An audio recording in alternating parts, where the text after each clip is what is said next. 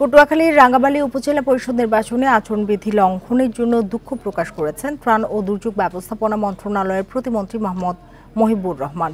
বিকেলে আগারগাঁওয়ে নির্বাচন ভবনে গিয়ে দুঃখ প্রকাশ করেন তিনি। এ সময় প্রতিমন্ত্রীর সাথে তার আইনজীবী ব্যারিস্টার সৈয়দ সায়েদুল হক সুমন ছিলেন।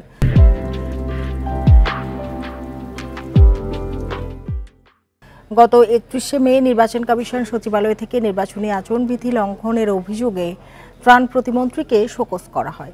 চিঠিতে বলা হয়, রাঙ্গামালী উপজেলার ছোট বাইশতিয়া ইউনিয়নের কোরালিয়া ঘাট এবং চালতাবুনিয়া ইউনিয়নের চালতাবুনিয়া বাজারে ত্রাণ বিতরণের সময় প্রতিমন্ত্রী প্রকাশ্যে ভোট চান, যা বিভিন্ন প্রিন্ট ও ইলেকট্রনিক মিডিয়া এবং সামাজিক যোগাযোগ মাধ্যমে প্রকাশিত হয়েছে।